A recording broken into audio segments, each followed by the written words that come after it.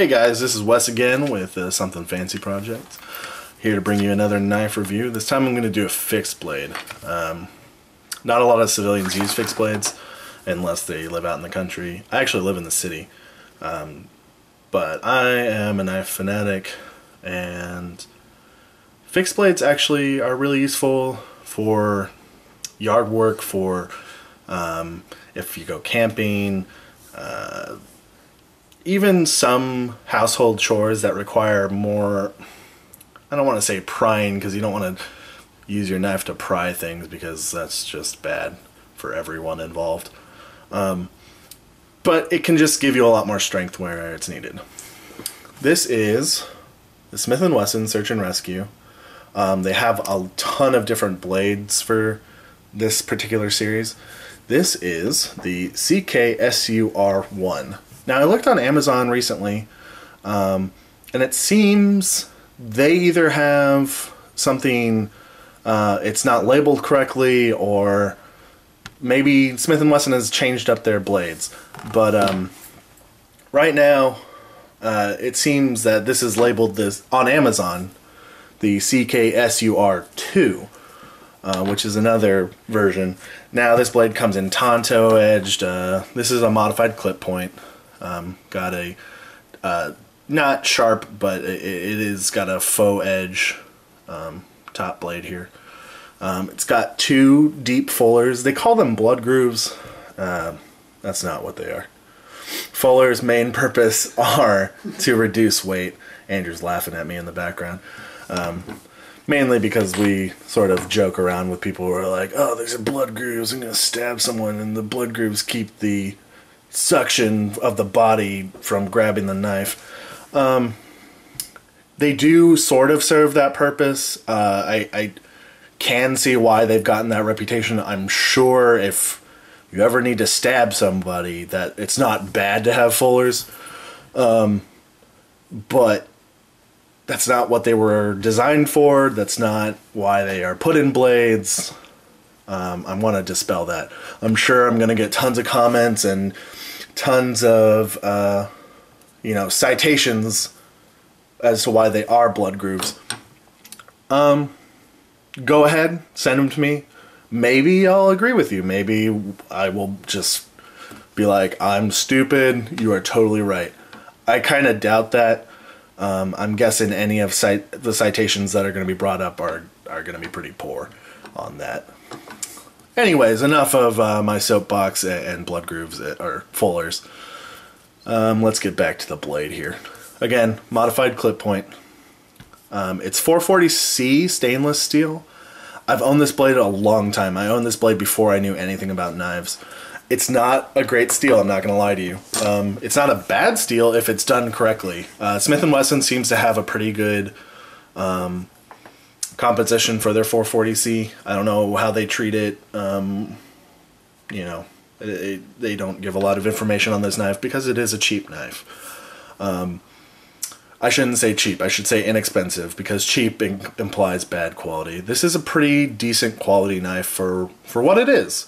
A 440C stainless steel blade, powder coated in black. It's got a slight texture from the powder coat.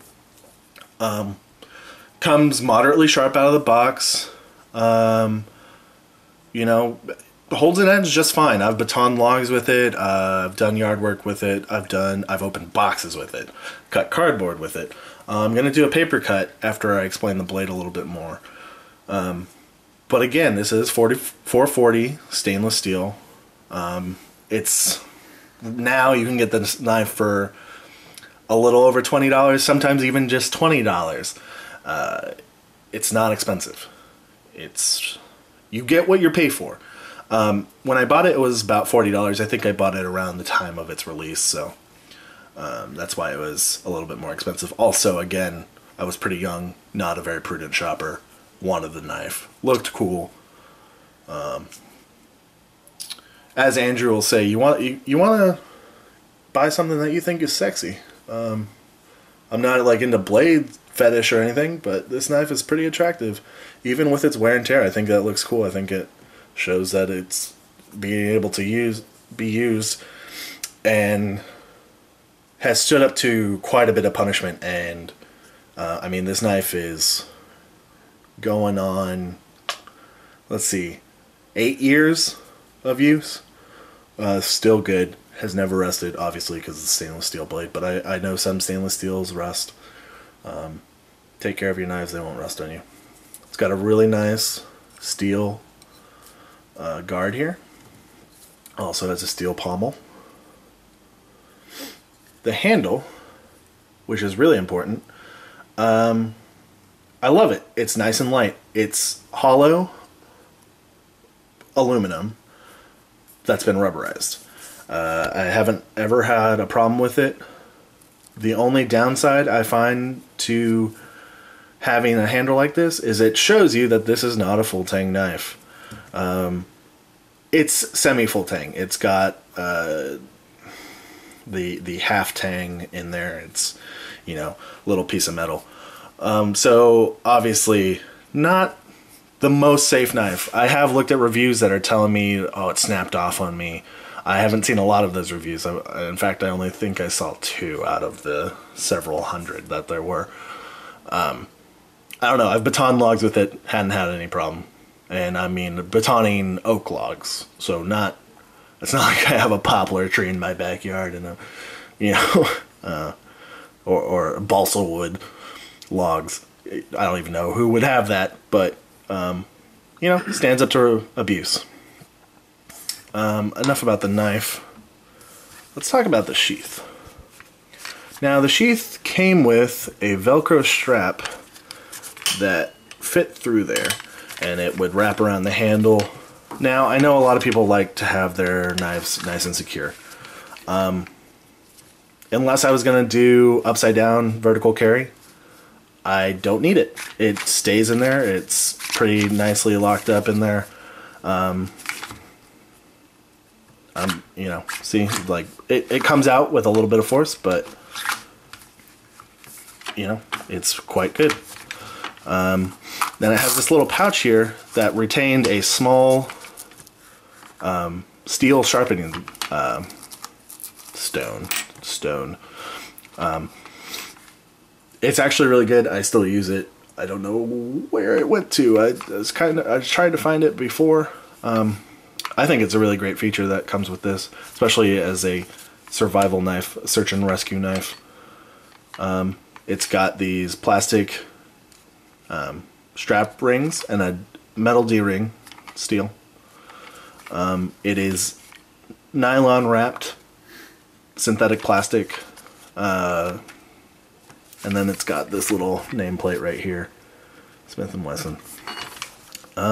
Inexpensive knife. I don't recommend it 100%. However, I do find it a great starter survival knife for someone who's wanting to get into knives. Even a kid, if you want to teach your children about knife safety, about how to do some outdoor work with fixed blades, fixed big blades. You know, this knife is almost 6 inch. The blade is almost 6 inches long. It's 10.5 inches overall. Really light, 7.4 ounces for a fixed blade. I don't think it's that bad. There are better fixed blades, more expensive, obviously, better steel choices, but I don't think you can go very wrong when you buy this knife. Alright guys, I'll see you next time. Thanks for watching.